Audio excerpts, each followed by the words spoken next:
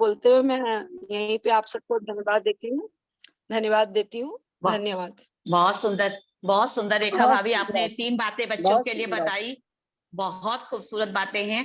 अब हम समय को नहीं जाया करते, हमारे सब मेंटोर भी जुड़ गए हैं, तो अब इस विषय पे हम आते हैं कि अब आगे क्या करना है, किस विषय पे लेना है, भविष्य किसमें निश्चित है, कौन सा रास्ता चुनना है। बहुत सारे अनगिनत क्वेश्चंस हैं हमारे पास भी, हमारे बच्चों के पास भी और अभिभावक के पास भी। तो हमारे आज 3 मेंटोर हमारे साथ जुड़ने के लिए तैयार है। हमें गर्व है कि हमारे साथ इतने बड़े बड़े मेंटोर आए, एक पटना से हैं, एक बेंगलोर से हैं और एक दिल्ली से हैं। तो हमारे साथ पटना से जुड़े हैं आशीष आदर्श जी, जो 14 साल से लगातार इस क्षेत्र में हैं और उनकी पटना में लगातार हर थर्सडे को हिंदुस्तान में उनका एक लेख भी आता है कैरियर से संबंधित। दूसरे मेंटोर है हमारे दिल्ली से हैं अर्चना शर्मा, डॉक्टर अर्चना शर्मा। ये जनरल नॉलेज की धनी हैं और कौन बनेगा करोड़पति में 11 साल तक नेपथ्य से इन्होंने प्रश्न तैयार किए हैं, आज वो भी हमारे साथ हैं। और एक तीसरी है मेंटर हमारी अर्चना जैन, ये हमारी बेंगलोर से जुड़ी हैं और इनके बारे में मैं थोड़ी सी अच्छी बात बता दूं, ये माइंडर पार्टनर काउंसलर भी हैं और इंटरनेशनल सर्टिफाइड करियर कोच भी हैं। आज हमारे तीनों मेंटर हमारे साथ में हैं। इन तीनों का हम लोग बिहार प्रांत की ओर से बहुत बहुत स्वागत करते हैं। आप तीनों का बहुत बहुत स्वागत है। तो आशीष आदर्श जी, सबसे पहले मैं आपसे ये जानना चाहूंगी, या हमारे अभिभावक और बच्चे भी ये जानना चाहेंगे, आशीष आदर्श जी उनको लाइव पे लाइए दीदी, आप उनको लाइव पे लाइए। मेरी आवाज आ रही है? तो आप सर नई, हाँ आ रही सर, न्यू एजुकेशन पॉलिसी जो आई है अभी नई बच्चों के लिए, कुछ आप उस पर प्रकाश डालते हुए बताइए। आप अनम्यूट हो गए सर। आशीष सर आप अनम्यूट अपने आप को अनम्यूट कीजिए। हाँ आप अनम्यूट कीजिए सर, आप म्यूट हैं। आपको मेरी आवाज आ रही है? हाँ हाँ सर आ रही है। आप एक बार फिर से प्रश्न दोहरा दें, मुझे समझ मतलब थोड़ा साफ नहीं सुनाई दे रहा था, एक बार फिर से बता दीजिए। मैं ये बोल रही थी सर, न्यू एजुकेशन पॉलिसी जो नहीं आई है अभी, कुछ उसको लेते हुए बताइए बच्चों के लिए कितनी लाभकारी है, कितनी नहीं है, क्या करना चाहिए। आज इस पे आप थोड़ा सा प्रकाश। देखिए एक्चुअली क्या है कि जो न्यू एजुकेशन पॉलिसी की जरूरत क्यों पड़ी, आपको मैं बताऊं कि इंडिया में जितने भी 2-3 का उसके मेन कारण थे, मुख्य कारण थे। हमारे जो लास्ट इसके पहले जो एक मैसिव, वैसे तो बीच बीच में काफी सारे चेंजेस होते रहे, लेकिन मैसिव जो चेंजेस जो हुआ है इसके पहले जो हमारी एजुकेशन पॉलिसी में, वो लेट 60s में हुआ था। उस समय में बहुत सारी चीजें नहीं थी, प्राइवेट यूनिवर्सिटीज नहीं थी, बहुत तरीके के करियर ऑप्शंस नहीं थे, लोगों के कुछ कुछ करियर ऑप्शंस कन्फाइंड थे कुछ कुछ एरियाज में। दूसरी बात क्या होती थी, एक और भी बहुत सारी चीजों को देखा गया कि एक स्टूडेंट के लिए समय जो है बहुत महत्वपूर्ण है। जैसे मान लिया जाए कि अगर आपको इंडिया से बाहर जाना है, मैं कुछ 2-3 छोटे छोटे एग्जांपल से इस बात को क्लियर करना चाह रहा था कि मान लीजिए आपको इंडिया से बाहर जाना है, तो अगर इंडिया से अगर आपको बाहर जाना है तो आपको 16 ईयर्स ऑफ एजुकेशन की जरूरत है, 16 साल के एजुकेशन की। तो आपको क्या करना पड़ता था, आप पहले ग्रेजुएशन कीजिए, ग्रेजुएशन करने के बाद आप 2 साल लगा करके पोस्ट ग्रेजुएशन कीजिए, उसके बाद आप इंडिया बाहर पढ़ने जाइए, आगे इंडिया से बाहर जाइए। तीसरी बात, मान लीजिए कि कोई स्टूडेंट है, जिस स्टूडेंट ने फर्स्ट ईयर में एडमिशन लिया, 10+2 के बाद एडमिशन लिया, फर्स्ट ईयर उसने कर लिया, उसके बाद उसकी पढ़ाई छूट गई, या मान लीजिए सेकेंड ईयर उसने कर लिया, उसके बाद उसकी पढ़ाई छूट गई, तो उस पढ़ाई का कोई मतलब नहीं निकलता, यानी फिर वो या तो 10+2 ही रह जाता था, और या फिर नर्सरी से करे, या फिर आगे चल करके उसी कोर्स पे परस्यू करे। इसमें क्या है, नई एजुकेशन पॉलिसी में क्या है कि यदि आप 1 साल कोर्स करके निकल जाएंगे तो आपको सर्टिफिकेट मिलेगा उसी यूनिवर्सिटी से। 2 साल अगर आपने किया तो डिप्लोमा मिलेगा, 3 साल आपने किया तो डिग्री मिलेगी, और 4 साल आपने किया तो ऑनर्स मिलेगा। इसमें एक चीज और भी हो रहा है, जैसे अभी बीएड की बात करें, बैचलर्स इन एजुकेशन, बीएड 2 साल का है, आने वाले समय में बीएड 1 साल का हो जाएगा उन लोगों के लिए जिन्होंने ऑनर्स किया है। पोस्ट ग्रेजुएशन 1 साल का हो जाएगा। मान लीजिए कई बार ऐसा होता है कि किसी स्टूडेंट ने, कई बार हम अभिभावकों के कारण भी कई बच्चे जो हैं वो कोई दूसरा ऐसा ऑप्शन चुन लेते हैं जो ऑप्शन उनके अपने लिमिट से बाहर है। मान लिया जाए कि किसी ने आर्ट्स चुन लिया, आर्ट्स चुनने के बाद उसको लगा कि नहीं मैं तो साइंस का स्टूडेंट हो सकता था, तो अब ये न्यू एजुकेशन पॉलिसी में आपके पास ये फ्रीडम है। आपने 1 साल आर्ट्स पढ़ लिया, अब आपको मन करा सेकेंड ईयर से हम साइंस में माइग्रेट कर जाए, कुछ कर, वो आप कर सकते हैं। अभी मैं एक छोटा सा एग्जांपल देता हूँ जो प्रैक्टिकल एग्जांपल है। जैसे कि अभी मेरे पास, क्योंकि हमारा भी यहाँ पे पटना में एक बीएड कॉलेज है, तो अब जैसे यहाँ पर एक मगध यूनिवर्सिटी का काफी सेशन लेट चल रहा है, करीब करीब 3 साल तक लेट चल रहा है उसका। तो अभी कुछ स्टूडेंट्स हमारे पास आए और बहुत लड़कियां थी, बहुत वो रोते हुए कि हम चाहते हैं कि आपके कॉलेज में या किसी दूसरी यूनिवर्सिटीज में हम ट्रांसफर कर लें। अभी हिंदुस्तान में जो पुराना जो एजुकेशन पॉलिसी है उसमें इंटर यूनिवर्सिटी ट्रांसफर करने का प्रोविजन नहीं है। इंटर यूनिवर्सिटी ट्रांसफर का मतलब क्या हुआ? अगर मान लीजिए कि जैसे अगर आप भागलपुर, तिलका मांझी भागलपुर यूनिवर्सिटी से आपने फर्स्ट ईयर किया और आपको आपकी इच्छा है कि हम सेकेंड ईयर हम पटना यूनिवर्सिटी से करें, तो अभी की व्यवस्था जो अभी तक चल रही थी उसमें वो संभव नहीं है, लेकिन न्यू एजुकेशन पॉलिसी में वो संभव है। तो कुल मिलाकर के एक स्टूडेंट को उसकी अपनी इच्छा के अनुसार, उसके अपने समय के अनुसार, उसके अपनी क्षमता के अनुसार अगर हमें उसको पढ़ने की आज़ादी देनी है, तो उसके लिए ये जो न्यू एजुकेशन पॉलिसी जो है ये मील का पत्थर साबित होने जा रहा है।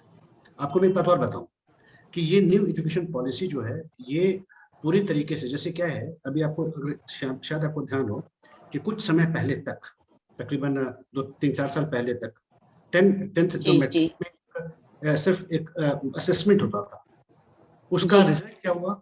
उसका रिजल्ट ये हुआ कि अभी आप देखेंगे बहुत सारे स्टूडेंट्स के लिखने पढ़ने का, देखिए बोर्ड एग्जामिनेशन एक थ्रेट होता है, एक थ्रेट कि भाई हमको बोर्ड एग्जामिनेशन में अच्छी तरह से पढ़ाई करनी है, तो आपके आगे की 10+2 की पढ़ाई जो है, उसका जो बोर्ड एग्जामिनेशन जो है उसके पहले आपकी एक तैयारी हो जाती थी, उसका एक जिसको कह सकते हैं कि आपका एक मतलब आप तैयारी, आपको अभी का जो नया जो सिस्टम जो है, इस सिस्टम में सिचुएशंस ऐसे किए गए हैं कि आपको हर साल का एग्जामिनेशन बोर्ड एग्जाम की तरह लगेगा।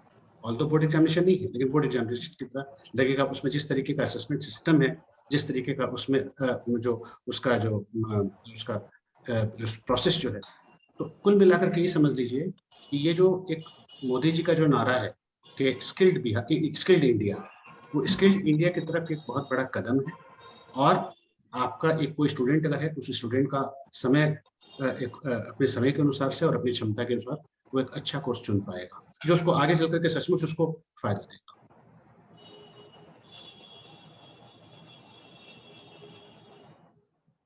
आपने तो बहुत अच्छी बात बताई है। कुल मिला के अभी हमारी नई एजुकेशन पॉलिसी तो बहुत अच्छी आई है और स्टूडेंट्स के लिए नई नीति को लेके आई है और नई शिक्षा और काफी कुछ बदलाव भी आए हैं सर, जैसा मेरी जानकारी में है। देखिए बदलाव तो बहुत सारे हैं, जैसे मैंने आपको दो तीन बात, एक बात मैं आपको और बताता हूँ कि जैसे कि अभी की स्थिति जो शिक्षा नीति के बारे में, अभी मैं एक एग्जांपल बताता हूँ। जैसे कि अगर हम वोकेशनल कोर्स की बात करें, जैसे 10+2 के बाद जो कोर्सेज होते हैं, जैसे जर्नलिज्म हो गया, कंप्यूटर साइंस हो गया, मैनेजमेंट हो गया, बिजनेस मैनेजमेंट हो गया, 3 साल के जो कोर्सेज होते हैं, उन कोर्सेज में अभी भी हिंदुस्तान में अलग अलग यूनिवर्सिटी में अलग अलग तरीके के कोर्सेज चल रहे हैं और बहुत ऑब्सोलीट। मान लीजिए कि अगर इससे हो सकता है कि पटना में कोई अगर संस्थान हो, पटना का कोई विश्वविद्यालय हो सकता है कि उसने अपने सिलेबस में बदलाव कर दिया, अपडेट कर दिया, लेकिन हो सकता है कि कोई छपरा का कोई स्टूडेंट है तो इस तरीके का कोई एक कोर्स पढ़ रहा है, डिग्री वही है, इन कोर्स को ऐसा पढ़ रहा है जिस कोर्स को पढ़ करके जब वो मार्केट में जाएगा तो उसकी वैल्यू होगी। देखते चल मोबाइल दिक्कत। हाँ, तो जब वो छपरा से सपोज मान लीजिए एग्जांपल वहां से पढ़ के जाएगा तो जो सिलेबस वो पढ़ करके जाएगा, क्योंकि जो बच्चा जो है जब भी किसी कोर्स में दाखिला होता है तो उसको तो ये नहीं पता कि आजकल के समय में उस फील्ड में नया क्या है। तो ये विश्वविद्यालय की जिम्मेदारी है, ये एजुकेशन पॉलिसी की जिम्मेदारी है कि उस चीजों को आइडेंटिफाई करे, जो क्योंकि आज के समय में स्टूडेंट जो है वो एक प्रोडक्ट है, उस प्रोडक्ट को हमको मार्केट में सेल करना है, उस प्रोडक्ट को उस स्टूडेंट को खुद को अपनी स्किल्स के माध्यम से मार्केट में खुद को सेल करना है। तो कैसे होगा अगर वो स्किल्ड नहीं होगा? तो अभी की एजुकेशन पॉलिसी में अब आप कई सारे ऑप्शंस हैं, सब चीजों को लेकर के आप चलेंगे और मुझे ऐसा लगता है कि आने वाले करीब 10 साल के बाद, चूंकि 2027-28 तक में पूरी एजुकेशन पॉलिसी हमारे हिंदुस्तान में लागू हो जाएगी। अभी मैं आज ही एक बार में पढ़ रहा था, ये बहुत अच्छी बात है कि बिहार के जो नए गवर्नर हैं उन्होंने यही ऐलान किया है। जो सबसे बड़ी बात है, मुझे लगता है कि ये इतना अच्छा होने जा रहा है यहाँ के लिए कि पूरे बिहार के जितने भी यूनिवर्सिटीज हो उसका कोर्स एक जैसा होगा, तभी पॉसिबल भी है ना। जैसे मान लिया जाए कि अगर हम फर्स्ट ईयर में कुछ और पढ़ा रहे हैं और कोई दूसरा यूनिवर्सिटी फर्स्ट ईयर में कुछ और पढ़ा रहा है, तो कैसे कोई भी student first year Patna university से सेकंड ईयर मगध यूनिवर्सिटी से कर सकता है, जब तक कि सिलेबस सेम नहीं। तो पूरे बिहार में एक रूपता, सिलेबस की एक रूपता, और उस सिलेबस में उन सारे तत्वों का, उन सारे विषयों का समावेश जिससे एक स्टूडेंट आगे चल करके वो खुद में एक स्किल सचमुच में डेवलप कर सके। ये सब कुछ ये नई शिक्षा नीति जो है देने जा रही है। इससे तो हमारे बच्चों को या जो करना चाहे उनको तो बहुत आराम मिल जाएगा, क्योंकि इतनी बढ़ती प्रतिस्पर्धा में सभी चाहते हैं कि हम अच्छे अच्छे टाउन में जाएं। अगर हमें फैसिलिटी मिल रही है तो, और हमें सेम सिलेबस वहां भी मिलेगा तो और ज्यादा अच्छा होगा। और गांव में रहने वाले बच्चे या छोटे टाउन में रहने वाले बच्चे भी वही पढ़ाई करेंगे, तो बहुत ऐसा अच्छा है कि बिहार में जो है, सिमिलरिटी बनी रहेगी। बिहार में अभी तक जो है पूरा का पूरा करियर जो है जी। 3-4 ऑप्शंस में कन्फाइंड था। क्या तो हम डॉक्टर बनेंगे, क्या तो हम इंजीनियर बनेंगे, या तो फिर सिविल सर्विसेज करेंगे, या बीपीएससी करेंगे, सरकारी सेक्टर जाएंगे, या आर्ट्स के स्टूडेंट। मैं आपको ऐसे जो भी, चूंकि अगर स्टूडेंट भी देख रहे हैं तो मैं एक और चलते चलते मैं बता दूं कि जो आर्ट्स के स्टूडेंट्स हैं उनमें से 5 वैसे विषय, अगर मान लीजिए आर्ट्स हो गए, कॉमर्स हो गए, पीसीबी हो गया और पीसीएम हो गया, तो इन चारों में सबसे ज्यादा स्टूडेंट्स कौन से पाठ्यक्रम को लेते हैं? आर्ट्स में सबसे ज्यादा जो लेने वाले जो स्टूडेंट है नंबर 1 वो है लॉ। जितने भी हिंदुस्तान का आंकड़ा है पूरा, इस आंकड़े में जितने भी आर्ट्स के स्टूडेंट्स हैं वो नंबर 1 स्टूडेंट सबसे ज्यादा लॉ सिलेक्ट करते हैं।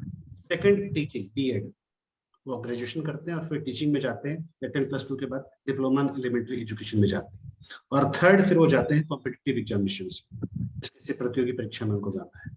हम साइंस की बात करें, बीसीएम की, फिजिक्स केमिस्ट्री मैथमेटिक्स, तो सबसे पहला रुझान इंजीनियरिंग का है। हालांकि अब उसमें थोड़ी, चूंकि इंजीनियरिंग में इतने सारे स्टूडेंट्स मतलब उनका मोह भंग हुआ है, तो अभी थोड़ा वहां से हट रहे हैं और दूसरी तरफ जा रहे हैं। सेकंड है आर्किटेक्चर, बी आर्क या सिविल। सिविल में भी पहले जब से बीटेक में भी सिविल में एक समय था कि डिमांड उतनी नहीं होती थी। आने वाले समय में जैसे जैसे इंफ्रास्ट्रक्चर बढ़ रहा है तो बीटेक सिविल की अच्छी खासी डिमांड अब फिर से स्टैब्लिश हो रही है। तो सर एक प्रश्न यहाँ, बोलिए। हाँ कैरियर, आप सही कही सर, फिर मैं क्वेश्चन। उसके बाद अगर मान लीजिए बायो की बात करें तो सबसे पहले स्टूडेंट पसंद करते हैं एमबीबीएस, कि हमारा मेडिकल में दाखिला हो जाए। उसके बाद डेंटिस्ट्री, और थर्ड है B pharma, bachelors in pharmacy. वैसे ही अगर आप कॉमर्स की बात करें तो सबसे ज्यादा स्टूडेंट का जो पहला ध्येय होता है वो होता है चार्टर्ड अकाउंटेंसी, सेकंड होता है कंपनी सेक्रेटरीशिप, और थर्ड होता है बिजनेस मैनेजमेंट, फाइनेंस। तो ये सारी चीजें जो सो मतलब ये मैं ऐसे आंकड़े आपको बता रहा हूँ जो आंकड़े हिंदुस्तान के एस्टैब्लिश्ड आंकड़े, जो बच्चे जो आते हैं सो। लेकिन अब आने वाले नई शिक्षा नीति में बहुत सारे नए वेन्यूज खुलेंगे, और अब बिहार से भी ये भ्रांति दूर होगी कि हमें आईएएस नहीं बनना, सिर्फ हमें बीपीएससी में नहीं जाना, सिर्फ हमें इंजीनियर या डॉक्टर नहीं बनना। अब हमारे पास हजारों ऑप्शन है। अब आप जाकर के देखिए, गुड़गांव में देखिए, पुणे में देखिए, बेंगलोर में देखिए, वहाँ का पूरा सेक्टर, चाहे किसी भी सेक्टर में आप जाएं, चाहे हॉस्पिटलिटी सेक्टर की बात करें, चाहे आईटी सेक्टर की बात करें, चाहे जिसकी बात, बिहार के स्टूडेंट्स भरे पड़े हुए। तो अब लोगों को भी समझ में आ रहा है आने वाले समय में नई शिक्षा नीति से, और इसमें और लोगों की का जो नजरिया जो सो बदलेगा, और स्पष्ट उनको नजर आएगा। जैसे छोटे बच्चे से आप पूछिएगा कि तुम क्या बनोगे, तो वो जो सुना होगा वही बोल देगा कि भाई हाँ, किसी ने, पापा ने कहा, मम्मी ने कहा, कहीं सुना, हाँ भाई मैं डॉक्टर बनूंगा। बट डॉक्टर क्या बन सकता है, कैसे बन सकता है, इसकी कोई आइडिया। जैसे वो 10th में पहुंचेगा तो उसको फिर थोड़ा विजन क्लियर होगा, तब वो एक सिलेक्ट करेगा 10+2 के बाद में, 10 के बाद में कि 10+2 में हम कौन सा विषय लें जिससे हम आगे चल करके किसी और क्षेत्र में जा सकते हैं। यहाँ पर 10+2 आप किसी भी विषय से कीजिए, जो नई शिक्षा नीति, किसी भी विषय से कीजिए, उसके बाद जब किसी भी दूसरे विषय में प्रवेश कर सकते हैं। अभी अगर आपको अगर आप मेडिकल फील्ड में जाना है तो 10+2 में आपको बायो होना चाहिए। नई शिक्षा नीति में वो नहीं है, वो बाध्यता खत्म हो गई है। उसको फिर आपको एक ब्रिज कोर्स करना पड़ेगा। उस ब्रिज कोर्स करके आपको एक जो फाउंडेशन, जो उसका नॉलेज है वो ले लेना पड़ेगा। उसके बाद आप आगे बढ़िए, आप किसी भी फील्ड में जा सकते हैं। तो कुल मिलाकर के ये एक बहुत बड़ा अवसर है आने वाली पीढ़ी के लिए, और मुझे लगता है कि आने वाले समय में ये बहुत बढ़िया, एक बहुत अच्छा रिजल्ट लेकर के हमारे देश में ये काम करेगा। आशीष जी, मैं एक प्रश्न पूछना चाहूंगी आपसे कि जैसे पहले कहा जाता था कि मैथ्स 12th तक लेके पढ़िए तो आपको आगे बहुत ऑप्शन रहेगा, अगर आप मैथ्स नहीं छोड़ देते हैं तो आगे ऑप्शन कम हो जाता है। तो अभी नई शिक्षा नीति के हिसाब से क्या ऐसा कुछ? तो अभी नई शिक्षा नीति, देखिए अभी तक की व्यवस्था जो है सो ये बात कुछ हद तक कहना, मतलब मैं बहुत इससे मैं पर्सनल लेवल में बहुत सहमत नहीं हूँ। देखिए मैथमेटिक्स को क्यों लोग इतना पसंद करते हैं, या उसको क्यों करियर के बारे में उसको जरूरी मानते हैं, इसका एक लॉजिक है। क्या होता है कि मैथमेटिक्स के जो स्टेप्स होते हैं, जैसे आपने एक लाइन लिखी, नेक्स्ट जो लाइन का जो जवाब जो है उसका लॉजिक पहली लाइन में छुपा हुआ है, फिर उसके बाद के जो जवाब है उसका लॉजिक से उसके पहले वाली लाइन में छुपा हुआ है। यानी कि लॉजिकल तरीके से हम किसी भी क्वेश्चन को सॉल्व करते हैं मैथमेटिक्स को। तो ऐसा माना जाता है कि मैथमेटिक्स का ज्ञान, नॉलेज एक आदमी को अच्छी एनालिटिकल स्किल डेवलप करता है। इंसान की, आदमी की, वो अच्छी तरह से किसी भी चीज को एनालिसिस कर सकता है, लॉजिकली उसकी एनालिसिस कर सकता है, ऐसा माना जाता है और ऐसा देखा भी गया है। आप खुद देखिए कि जब आज बहुत सारे स्टूडेंट्स जो कि आईआईटीएंस जो है, आईआईटीएंस या आईआईटीएंस को मतलब आम बोलचाल की भाषा में जो इंडिया के बेस्ट ब्रेन्स माना जाता है, एक बहुत बड़ी संख्या उन लोगों की जो उसके बाद सिविल सर्विसेज क्वालिफाई करते एक ही अटेम्प्ट, फर्स्ट अटेम्प्ट। ऐसे बहुत सारे आपको स्टूडेंट्स मिल जाएंगे। तो बेसिकली ये कुछ हद तक ठीक है, लेकिन अब जो नई शिक्षा नीति जो है इसमें अगर आपने पहला साल अगर बच्चे ने मैथमेटिक्स ले लिया और उससे नहीं समझा तो नेक्स्ट ईयर से उसको चेंज कर सकता है, या वाइसे वर्सा, उसने आर्ट्स ले लिया या कॉमर्स ले लिया, फिर उसको अगर अब कॉम्बिनेशंस बहुत सारे हैं, जैसे कि पीसीएम है, अगर आपको फिजिक्स केमिस्ट्री तो मैथमेटिक्स लेना है, बायो लेना, अब बहुत सारे कॉम्बिनेशन है, आप अपनी रुचि के अनुसार उसमें बहुत काफी कुछ फेरबदल कर सकते हैं। आने वाले समय में वो सारी स्थितियां और बहुत स्पष्ट होंगी। बहुत सही, बहुत धन्यवाद सर आपका, आपने बहुत सारे प्रश्नों का मैं उत्तर आज दिया। इजाजत लूंगा, कारण क्या है कि मुझे कहीं मुझे जाना था और मतलब सर आप जी बहुत बहुत आभार व्यक्त करती है बिहार प्रांत से, और आप इतना कीमती समय हमें थोड़ा दिए, लेकिन बहुत सारी जानकारी के साथ दिए। बहुत बहुत धन्यवाद सर। वैसे तो मैं फ्री ही था। इत्तेफाक है कि एक नाम सुना होगा आपने, विकास वैभव जी जो लेट्स इंस्पायर बिहार जी, के हाँ जी, उन्हीं के साथ में बैठा हूँ अभी, तो उन्हीं के पास मैं उनको बोला कि उनका भी कार्यक्रम अचानक क्लैश कर गया था, तो उनके साथ ही बैठा हूँ मैं, तो इसलिए फ्री हो जाता हूँ तो फिर चलता हूँ आपके साथ। चलिए, आप सभी लोग बहुत अच्छा काम है, बहुत धन्यवाद। धन्यवाद आशीष। अब मैं अपनी नेक्स्ट मेंटोर अर्चना शर्मा जी को बोलना चाहूंगी। अर्चना शर्मा जी को स्पॉटलाइट पे ला दीजिए दीदी। मेरी आवाज आ रही है? बिल्कुल आ रही है, मेरी आवाज आ रही है आप लोगों को? हाँ आ रही है। अर्चना जी का बहुत बहुत स्वागत करती है बिहार प्रांत। और अर्चना जी जनरल नॉलेज में धनी है, इनके बराबर का टक्कर का तो दूसरा मुझे नहीं समझ में आया अभी। और कौन बनेगा करोड़पति में इन्होंने ऐसे ऐसे प्रश्न पूछे हैं जो सामने वाले को करोड़ों जिता भी दिए हैं, करोड़ों हरा भी दिए हैं। आज ऐसी हस्ती हमारे सामने है और इनकी कई बुक्स भी पब्लिश होती रहती है। तो मैं चाहूंगी अर्चना जी आज आप कुछ बच्चों को बताइए, हमारे अभिभावक भी जुड़े हुए हैं। थैंक यू सरिता मैम, और थैंक यू आपकी संस्था को कि आप लोग इतना अच्छा काम कर रहे हैं। और मैं मतलब अभी 2 दिन से मैं यही सोच रही थी, जब मैं सोच रही थी मुझे बोलना क्या है वहाँ पे, क्योंकि मुझे टॉपिक पहले पता नहीं था कि मुझे जीके पे बोलना है, तो मैं बहुत कुछ सोच रही थी।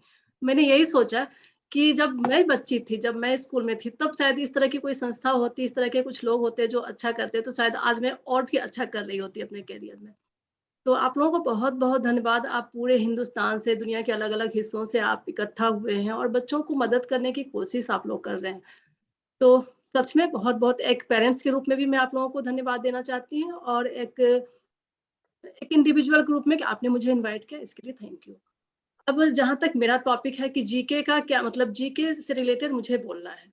तो सबसे पहले तो मैं ये बोलना कि जीके क्यों इम्पोर्टेंट है हमारी लाइफ में, जीके का ऐसा क्या रोल है कि जिसके लिए हमें जीके पढ़ना चाहिए। अक्सर हम एक्चुअली क्या है ना कि हमारी पूरी जो शिक्षा व्यवस्था है ना, वो पूरी तरीके से कैरियर ओरिएंटेड और एग्जामिनेशन ओरिएंटेड है। तो इसलिए हम जीके इसलिए पढ़ते हैं क्योंकि जितनी मैक्सिमम जो एग्जामिनेशन होता है उसमें जो उसका एक बहुत बड़ा पार्ट जो होता है वो जीके होता है। इसलिए मुझे जीके की तैयारी करनी है।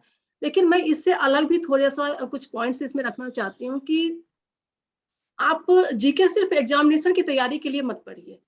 आप जीके पढ़िए अपने नॉलेज को बढ़ाने के लिए, क्योंकि जीके एक ऐसा सब्जेक्ट है जिसमें आपको हर एक सब्जेक्ट को जानने का मौका मिलता है। अगर हम साइंस पढ़ते हैं, अगर हम आर्ट्स पढ़ते हैं, कॉमर्स पढ़ते हैं, तो उस पर्टिकुलर फील्ड को हम जानते हैं। लेकिन हम जीके में अगर इंटरेस्टेड होते हैं तो हम साइंस को भी जानते हैं, हम आर्ट्स को भी जानते हैं, हम पर्सनालिटी भी जानते हैं, हम ज्योग्राफी भी जानते हैं, हम इकोनॉमिक्स भी जानते हैं। तो पूरा का पूरा जो एक नॉलेज की जो पूरी दुनिया है ना, वो हमारे सामने खुल जाती है।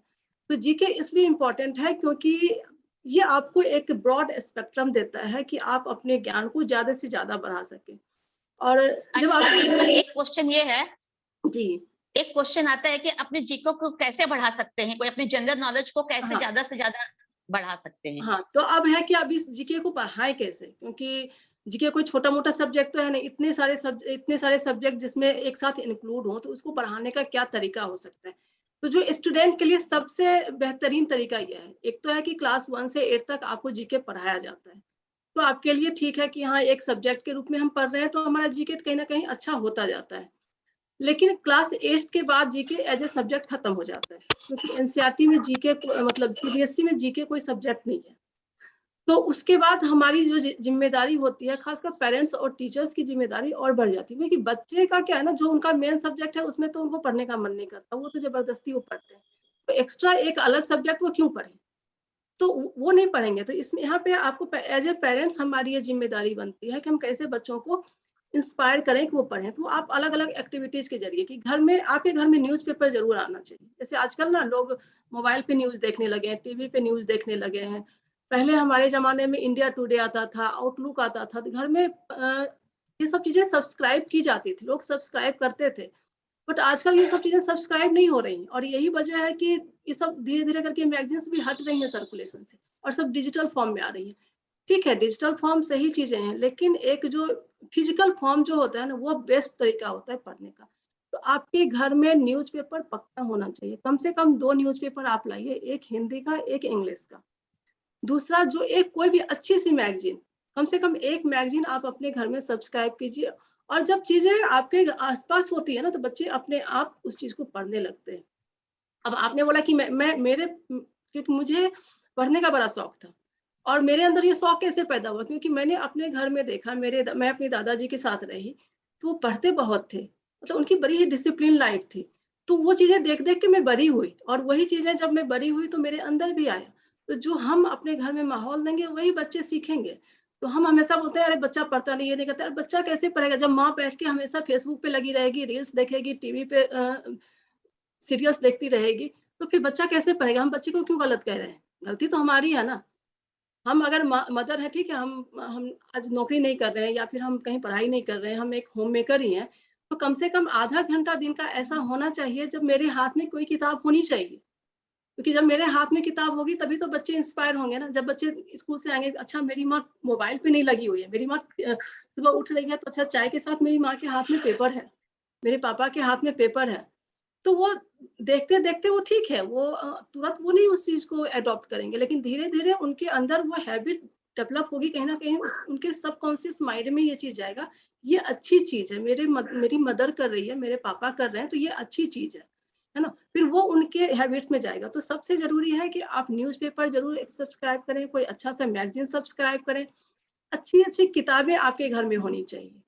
आपका घर का एक कोना जो होना चाहिए वो रीडिंग कॉर्नर होना चाहिए। एक अलमीरा लगाइए, और वहां पे जितने भी अच्छे अच्छे लोग, जरूरी नहीं है कि आप बहुत महंगी महंगी किताबें खरीदें, आप लाइब्रेरी, आपके आसपास जो लाइब्रेरी है उसको भी ज्वाइन कर सकते हैं, वहां से आप बुक्स ला सकते हैं। क्योंकि सबकी फाइनेंशियल कंडीशन डिफरेंट होती है, तो 1000 रुपए का किताब महीने में ले आए, ये संभव नहीं है सबके लिए। तो आप अपने दोस्त से बोरो कीजिए, या फिर अपनी लाइब्रेरी से लेके आइए, कॉलेज से लेके आइए, स्कूल की लाइब्रेरी से बच्चों को बोलिए कि तुम अपनी लाइब्रेरी में जो अच्छी किताबें होंगी उसको लेके आना, मैं भी पढ़ूंगी, तुम्हारे साथ बैठ के मैं भी पढ़ूंगी। तो एक रीडिंग कॉर्नर होना घर के अंदर बहुत जरूरी है। जैसे कि हम एक पूजा घर बनाते हैं ना, कि हमारी मन को शांति मिले, हमारे लाइफ में एक स्पिरिचुअलिटी आए, उसी तरीके से एक रीडिंग कॉर्नर होना चाहिए, जहाँ पे बच्चा एटलीस्ट किताबों को देखे, न्यूज़पेपर को देखे, और वहां बैठ के कम से कम 10 मिनट पढ़ाई करें। अर्चना जी, जी, एक प्रश्न और कई पेरेंट्स के मन में आता है कि कैरियर काउंसलिंग जो पहले नहीं थी अब है, क्योंकि अभी इतनी प्रतिस्पर्धा बढ़ चुकी है, इतनी कंपटीशन बढ़ चुके हैं कि हम खुद तनाव और दबाव में रहते हैं, इसलिए उनको सही रास्ता दिखाने के लिए कैरियर काउंसलिंग बहुत जरूरी है। बट ये कैरियर काउंसलिंग हमें बच्चों को किस उम्र में दिलवानी चाहिए, ये भी आप प्रकाश डालिएगा इस पे भी। पहले मैं जीके का थोड़ा सा और बता देती हूँ। जी जी। फिर बच्चों के लिए क्या है कि जो किताबें आप पढ़ रहे हैं, जीके क्या है, मिक्सचर ऑफ ऑल सब्जेक्ट्स ही है ना। तो जी जैसे कि मैं जब यूपीएससी की तैयारी कर रही थी, तो मैं 6 से लेके 10th 11th 12th तक का जो हिस्ट्री और सिविक्स का जो बुक्स था, है ना, वो हमने पूरा पढ़ा, दोबारा से पढ़ा। क्योंकि स्कूल में बच्चे उतने अच्छे से पढ़ते नहीं है ना, तो दोबारा जब आप कंपटीशन की तैयारी करेंगे तो फिर से वही एनसीईआरटी की किताबें आपको पढ़नी है। तो क्यों ना आज जब मैं उस क्लास में हूँ तो मैं अच्छे से उस चीज को पढूं। तो बच्चों के लिए ये जरूरी है कि जो किताबें आपको स्कूल में पढ़ाई जा रही हैं उसको अच्छे से आप पढ़िए। अगर ये आप 3-4 चीजें आप अगर इसको फॉलो करते हैं तो आपका जीके तो अच्छा ही हो ही जाएगा। क्योंकि जीके क्या है ना, कोई एक मतलब ऐसा नहीं है कि हमने 6 महीने का कोर्स किया और मेरा जीके अच्छा हो गया, ऐसा नहीं होता। जीके एक सतत प्रक्रिया है, जिसको जो रेगुलर पढ़ेगा, जो रेगुलर इस चीज से जुड़ा रहेगा, उसी का जीके अच्छा होगा। मान लीजिए मैंने रट लिया कि who is the prime minister of India, ठीक है, मोदी जी। कल को मोदी जी चेंज हो गए, हमारी तो पढ़ने की आदत नहीं है, हमने पढ़ लिया। बहुत सारे ऐसे, मतलब मैं तो एक प्राइम मिनिस्टर का एग्जांपल देती हूँ। अगर मैं पढ़ने की मेरी हैबिट नहीं होगी तो मैं अपडेट नहीं हो पाऊंगी ना। तो जी उसके लिए जरूरी है कि आप रेगुलर पढ़ते रहिए। और दूसरा है कैरियर काउंसलिंग किस एज में जरूरी है। कैरियर, मेरे हिसाब से कैरियर काउंसलिंग क्लास 10th में जरूरी है, क्योंकि क्लास 11th जो है वो फर्स्ट स्टेप है आपके कैरियर का, के चुनाव का। अगर आपने 11th में कोई गलत डिसीजन लिया तो आप, मैं ये नहीं कहूंगी कि आपका करियर बिल्कुल ही खत्म हो जाएगा, क्योंकि बहुत सारे लोग होते हैं जो बहुत आगे जाके भी बहुत कुछ अच्छा कर लेते हैं, लेकिन आपका टाइम तो बर्बाद होता ही है ना। अगर मुझे साइंस में इंटरेस्ट नहीं है और मैंने साइंस ले लिया 11th-12th में, तो वो 2 साल तो मेरा गया, क्योंकि मेरा इंटरेस्ट नहीं है तो मैं उस सब्जेक्ट में अच्छा नहीं कर पाऊंगी। ये सच्चाई है कि मैं उस सब्जेक्ट में अच्छा नहीं कर पाऊंगी। तो जरूरी है कि 10th में एक बार आप अपने बच्चे का कैरियर काउंसलिंग जरूर कराएं। और कैरियर काउंसलिंग कराने से पहले जरूरी है कि आप अपने बच्चों के साथ बैठें, क्योंकि सबसे पहला स्टेप है माँ बाप खुद अपने बच्चे की काउंसलिंग करें। क्योंकि कोई भी थर्ड पर्सन तो आपको आपसे जानकारी लेके ही बताएगा ना। जब आप अपने लेवल पे आप चीजों को नहीं कर पाएंगे तब आप प्रोफेशनल की मदद लीजिए। अभी मेरी बेटी 11th में है, मैं उसको ऑब्जर्व की हूँ कि मेरे सामने उसने पूरा बचपन उसका गुजरा, मैं उसको पढ़ाती थी, मुझे पता है उसका क्या, किस सब्जेक्ट में उसकी इंटरेस्ट ज्यादा है, कौन सा किस सब्जेक्ट में वो अच्छा कर सकती है, किस सब्जेक्ट में वो अच्छा नहीं कर सकती। मैंने उसको बहुत अच्छे से समझाने की कोशिश की, लेकिन कई बार क्या होता है ना, बच्चे बड़े मतलब जिद्दी हो जाते हैं, उनको फॉर ग्रांटेड लेते हैं मदर फादर को। तो वो मेरी बातों को, मतलब उसको लगता था कि मम्मी शायद नेगेटिव बोलती है, या तो बोलेगी कि मम्मी नेगेटिव बोल रही है, आपको समझ में नहीं आता कुछ, मैं तो ऐसा कर सकती हूँ।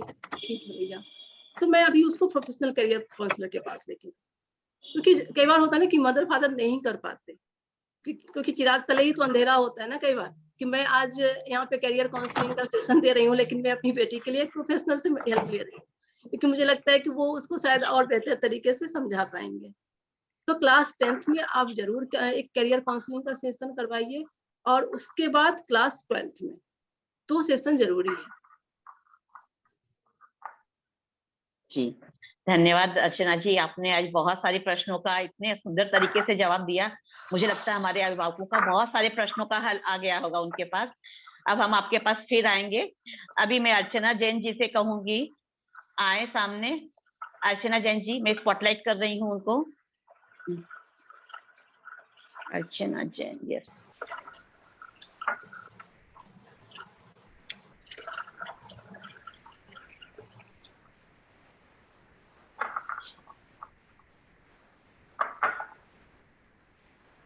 थैंक यू सो मच हाँ अर्चना जी,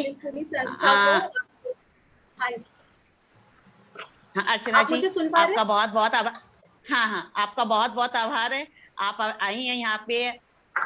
आपका तो बहुत अच्छा आया हुआ है मेरे पास सारी चीजें। आप ही को मतलब माइंडलर कोचिंग आप कितना अच्छा कर रही हैं, तो आप क्या बच्चों के लिए कहना चाहेंगी?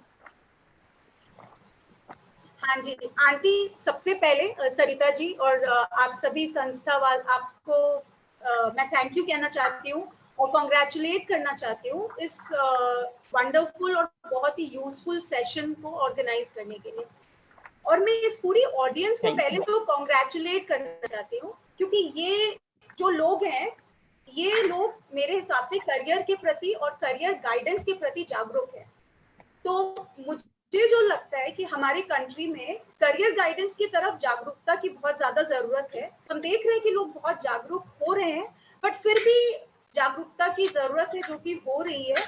तो मैं आप सबके लिए बहुत बहुत कॉन्ग्रेचुलेशंस, क्योंकि आप सबने पहले ही एक कदम उठा लिया है करियर, एक अच्छे करियर की तरफ। अब मैं एक छोटी सी एक्टिविटी करना चाहती हूँ अपने ऑडियंस के साथ, अपने ऑडियंस को थोड़ा समझना चाहती हूँ।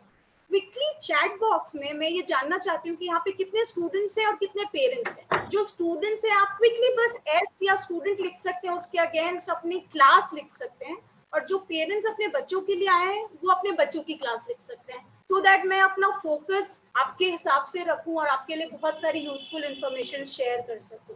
बस हम क्विक 20 सेकेंड लेंगे मे बी।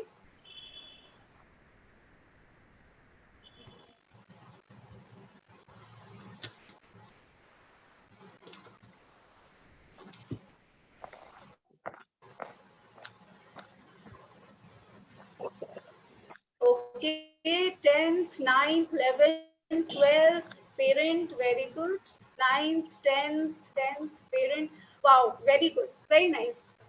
फिर से आप लोगों के लिए शुभकामनाएं। सो अब मेरा एक छोटा सा क्वेश्चन पेरेंट्स के लिए। सो हमारे टाइम पे जब आपने करियर चूज किया था, या हमने जब 20 से 25 साल पहले करियर चूज किया था, तो हमारे पास कितने ऑप्शंस होते थे उस टाइम पे? Medical, doctor, engineering, may be CA, है ना, कुछ एक लॉ, थोड़ा बहुत, कुछ एक लो, नया नया फैशन आया था। तो मिला जुला के कुल मिला के हमारे पास 7, 8, 10 और आज भी स्थिति बहुत ज्यादा। हाँ ठीक है, ब्लाउज देख लेना भाई, मेरा नाप का थोड़ा सा सिलाई मारे के आ जाएगा। करियर्स होते हैं। हेलो हेलो, आप भी अनम्यूट कर लें, अपने आप को म्यूट कर लें। मिस, आप सभी अपने आप को म्यूट कर लें। अर्चना जी अनम्यूट करिए अपने आप को। हाँ, आप बताइए। हाँ जी, तो कहने का तात्पर्य ये है कि मिला जुला के बहुत ही गिने चुने और कॉमन करियर्स हैं जिनके बारे में हम जानते हैं, जबकि आज हमारे देश में अनलिमिटेड करियर ऑप्शन है। कोई गैस कर सकता है कितने करियर ऑप्शंस आज के टाइम पे अवेलेबल हैं? एक क्विक नंबर कोई भी गैस करके डाल सकता है। 5, 6, बहुत ज्यादा, बहुत ही ज्यादा है। आप सोचिए कितने ज्यादा हो सकते हैं और डालिए अपना नंबर। क्या लगता है आपको कितने करियर ऑप्शंस होंगे आज के टाइम पे? आज के टाइम पे 250 से भी ज्यादा करियर ऑप्शंस है। मैं अगर नाम लूं तो आज के टाइम पे UI design, UX design, machine learning, ethical hacker, social media, blogger, YouTuber, automation, robotics, animation, art director, gaming, travel, media, tourism, veterinarian, biochemistry, bio, और लिस्ट बिल्कुल अनलिमिटेड है। सो गुड न्यूज ये है आज के बच्चों के लिए और उनके पेरेंट्स के लिए कि आज हमें अपने बच्चों को किसी करियर में फिट नहीं करना है और बच्चों को फिट बिल्कुल नहीं होना है। तो आज के टाइम पे ये बहुत ही अच्छा दौर है जब हमारे बच्चे बिल्कुल अपनी मर्जी का सब्जेक्ट पढ़ सकते हैं, उस लाइन में आगे जा सकते हैं और अपनी मर्जी का करियर चुन सकते हैं, क्योंकि जब वो अपने इंटरेस्ट के हिसाब से करियर और सब्जेक्ट पढ़ेंगे तो वो पूरा मन लगा के पढ़ेंगे और वो उसमें एक्सेल कर सकते हैं। तो मैं इस बात पे बहुत ज्यादा फोकस रखना चाहती हूँ आज, और मैं सारे पेरेंट्स से यही रिक्वेस्ट करना चाहती हूँ कि आप सब अपने बच्चों को सपोर्ट कीजिए। उनके पसंद के करियर से पहले आता है सब्जेक्ट, उनके पसंद का सब्जेक्ट पढ़ने के लिए, और उसके अकॉर्डिंगली उनको करियर मिल ही जाएगा, क्योंकि आज के टाइम पे इतने करियर ऑप्शंस हैं, हर सब्जेक्ट के लिए करियर ऑप्शंस, तो उसमें उनको बिल्कुल कमी नहीं होगी। तो स्टार्टिंग में अब मैं आती हूँ, हमने करियर की तो बात कर ली कि आज कितने करियर्स हैं, तो अब मैं अर्चना जी एक प्रश्न है कि जैसे हमारे बच्चे चाहते हैं, माँ बाप चाहते हैं कि हमारा बच्चा कोई सब्जेक्ट लेके पढ़े, कोई सब्जेक्ट है हिंदी, इंग्लिश, मैथ, कुछ लेके स्पेशली पढ़े, स्पेसिफाइड कुछ पढ़े, और बच्चों का मन है कि नहीं मैं ड्राइंग में ही आगे करूं या मैं आर्ट में ही उसका मन लगता है, तो उसके लिए आपके उसके बारे में भी आप कहिएगा कि वो पढ़ के आर्ट में ज्यादा अपना करियर बनाना चाहता है, तो क्या करना चाहिए बहुत पहले? ये भी बिल्कुल इनफैक्ट आपने क्योंकि फाइन आर्ट का मुद्दा उठाया है, मैं फाइन आर्ट के बारे में ही बताती हूँ। आप फिर से पीछे जाते हैं 10, 15 साल, 20 साल पीछे, पहले के टाइम पे मैं खुद बहुत पेंटिंग करती हूँ, तो अगर हम पेंटिंग करते थे, चाहे फाइन आर्ट में कितने भी गॉड गिफ्टेड हो, कितने भी अच्छे हो, पहले के टाइम पे क्या ऑप्शन था? और इनफैक्ट आज भी, क्योंकि हम उसी जनरेशन को बिलोंग करते हैं और हमें ज्यादा अवेयरनेस नहीं है, हम ये सोचते हैं क्या करोगे फाइन आर्ट करके, टीचर ही बनोगे और क्या करोगे।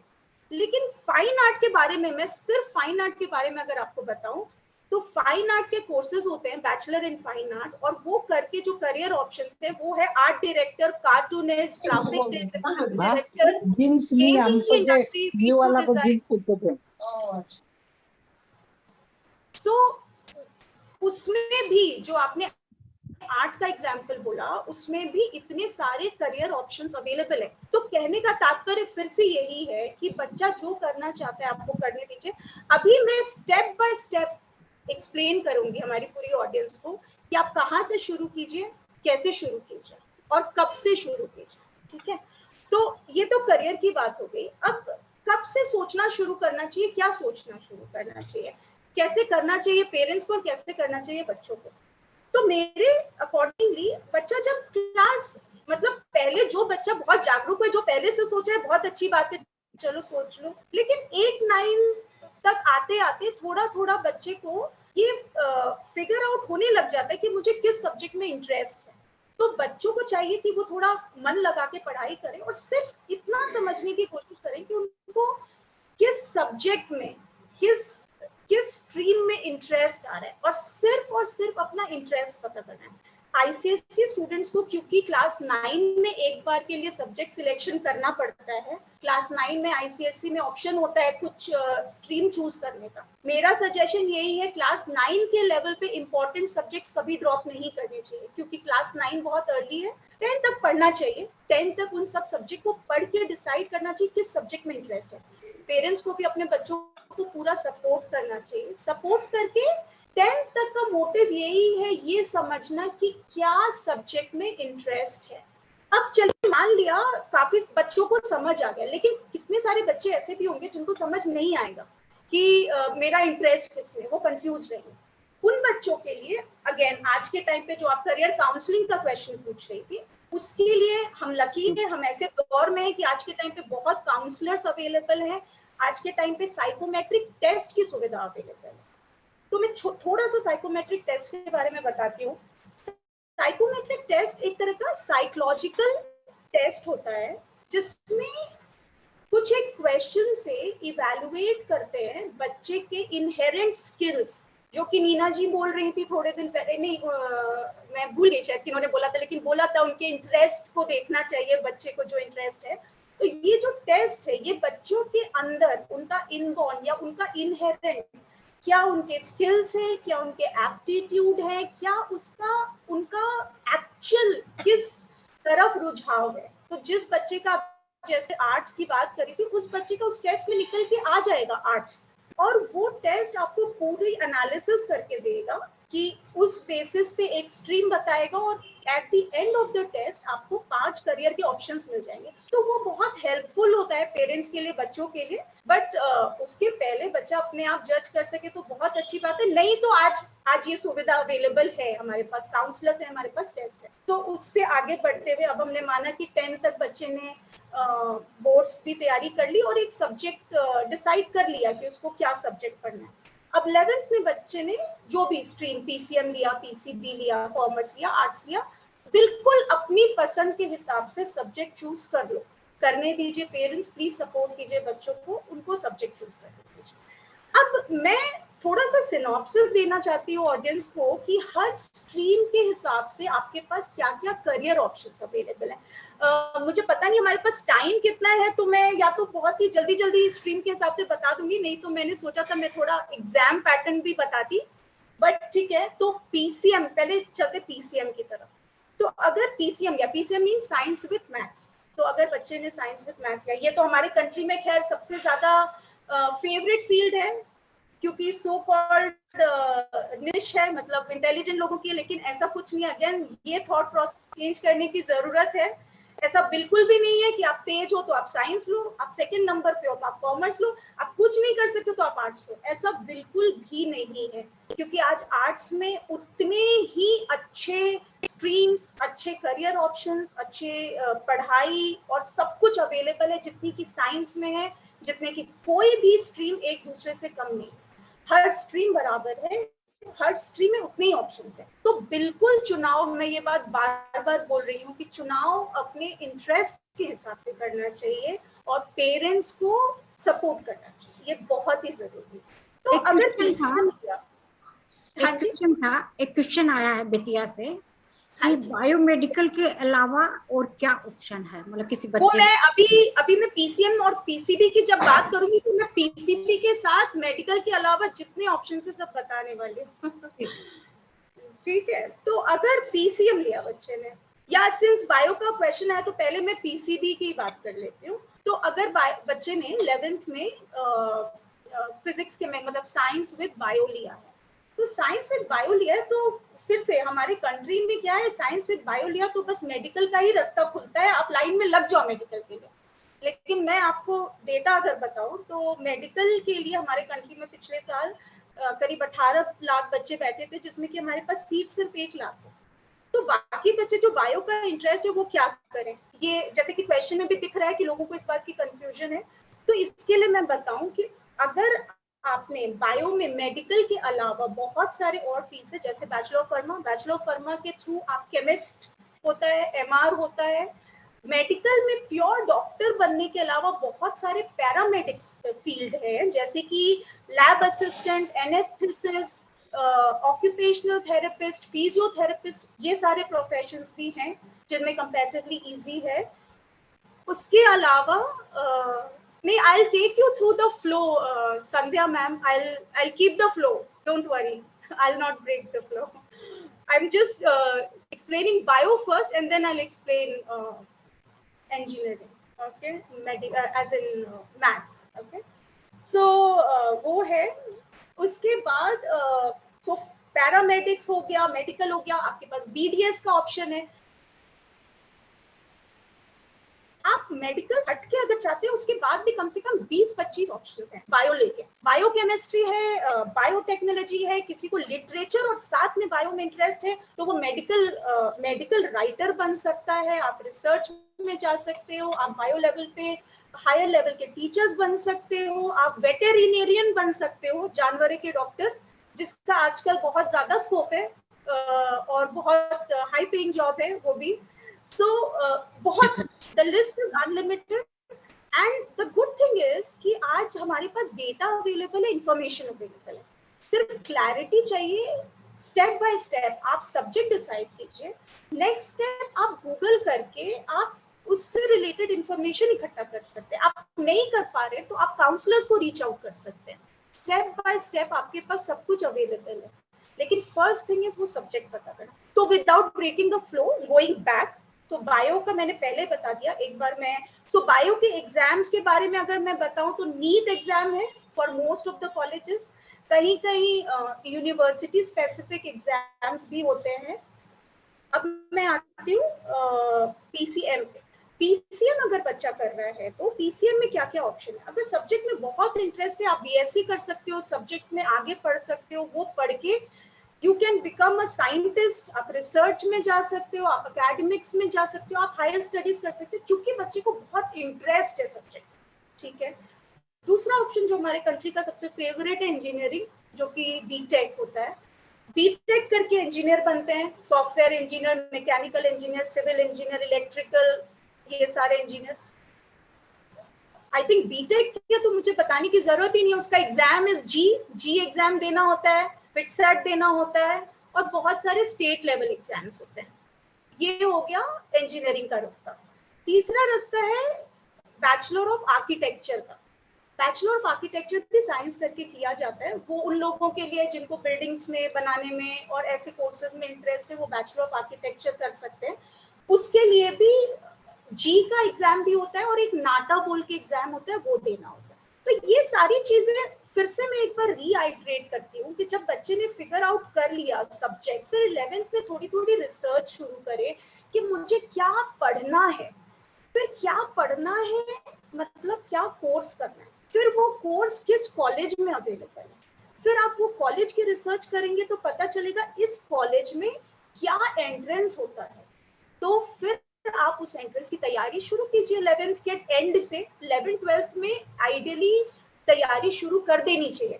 ऐसा नहीं है कि आप 12th के बाद एकदम से कॉलेज में एंट्री नहीं ले सकते ना। आज मुझे अगर वेकेशन पे जाना है, सपोज मुझे समर वेकेशन पे 15 अप्रैल को जाना होता तो छुट्टी तो आज हुई है, जाना तो आज है, लेकिन ऐसा तो नहीं है कि मैं आज पैक करके चली जाऊंगी। मुझे 2 महीने पहले से उसके रिसर्च करना होता, कहाँ जाना है, क्या तैयारी करनी है, क्या वेदर है, क्या कपड़े लगेंगे, पैकिंग। तो ये वैसा ही कॉलेज में जाना तो 12th के बाद है, लेकिन आपको पहले मेंटली थोड़ा पहले तैयार हो जाइए, उसका थोड़ा रिसर्च वर्क शुरू कर दीजिए। डेटा अवेलेबल है, काउंसलर्स अवेलेबल है, ये बात मैं बार बार बोल रही हूँ। तो again coming back to PCM, so हमने BSc की बात कर ली, BTech की बात कर ली, बैचलर ऑफ आर्किटेक्चर की बात कर ली। Next is BCA। BCA भी आज के टाइम पे एक बहुत अच्छा कोर्स है, क्योंकि कंप्यूटर का जमाना है, टेक्नोलॉजी का जमाना है। BCA इज अ जिन बच्चों को कंप्यूटर्स में बहुत इंटरेस्ट है, प्रोग्रामिंग, लैंग्वेजेस, कोर कंप्यूटर में इंटरेस्ट है, वो BCA के कोर्सेज कर सकते हैं। BCA के कोर्सेज करके बहुत सारे अच्छे अच्छे फील्ड्स हैं, जैसे data analytics, machine learning, AI, ये सारे आज के नए नए करियर ऑप्शंस है जिसमें बच्चे जा सकते हैं, और वो बहुत इंटरेस्टिंग है। अगेन ये इंटरेस्ट के हिसाब से करना चाहिए।